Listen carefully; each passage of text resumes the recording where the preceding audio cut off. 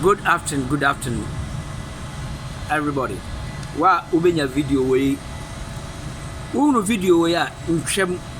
gina wona tie nsem a meka no. Na sua aba bi frem ewo yabrabo a enne yebo a ye de Kristo no ebo no. Eya yesa Ghana simanfo na ye wo mane no. Ye 1000 ne wo Ghana. Mu 95% adwene ewo fom dia ntima make sa sense ya adwene wo fom ye life mabrabo no noma 2 na ye betindi abobra sa noma 2 no ya involve no politics and Christian and be sorry okwagini to me be free Nigeria other countries no or the bagana but the air marching nyane say omo asase na omo ya asore wo so no se mona ne tia so a na atwe dom no amasa nipa no na ayira mo adwena na asese yanko the Christian mu before me start here from opam warning time aprakuma doctor nem tam mopa nem tam ne sane obi ne no ne obofo nom abesi Steven adom chedua so sankrofo we ousu bempanom sankrofo we timbet na odada Ghana fo se nyankopon afro mo abra nipa na mutia asase so no mini se munya portra akoko munya adwane na omudisika abetomo edi mo begubuom na omo afidi mo na mutim believe sa people's way no. It is so strange about my life. Share Ghana gospel musicians mon share abrabo bia omuwom starting from Dana Samoa God's blessing Christian love nom wodi amon hwe sa nkrofo ya brabo bi nso dom da so di omochi agrada ewo Ghana yenim agrada business amami we oye sa oye kromfo sa atani kura ni metima ka sa agrada kromfo se atani na se sa mami we atima free akonum or ma davet akonna be no pastor ma davet asane dia be nyankopon asem agrada nyankopon asem kura onim bible na okura ho a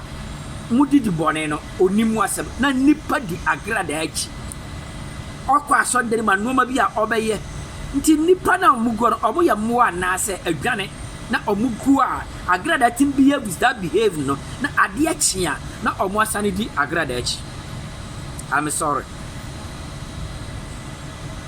mami ka se bichiramoa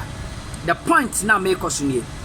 Yesu Kristo a nyankopon yi ni ba ya ye di na chi se ono ne ye nkwa gifo na ode ye ba se ye di na chi no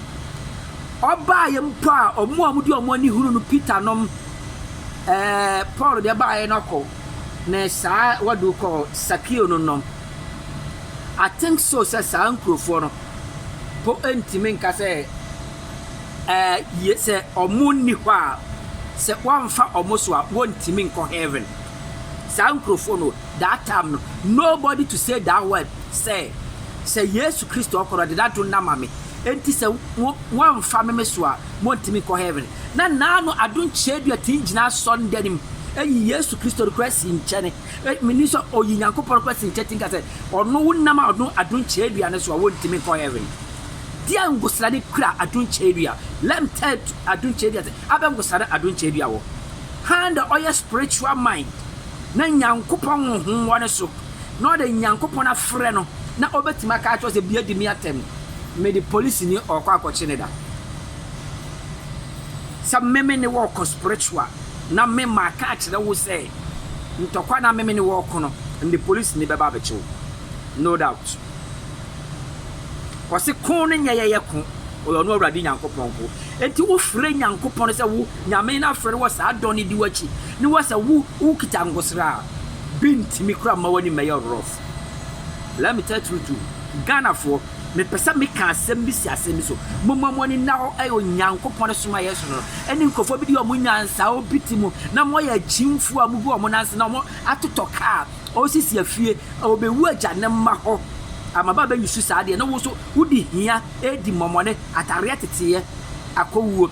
there ya me awro bia university bia bo doctor degree soja ni no otiaso that way for what? There is no common science. Ya dwene te se ntati ya dwene meme no te won se me no nya asema don't try say ye kind of physical a spiritual fight o me ni nyame na o hata soro na se wo sofu mu a se wo ye wo ye nya Yesu Kristo na wo bi ni bi kwa di watama we police station asem na fa ngosila kita na we mama moni na won beba temu wo beduru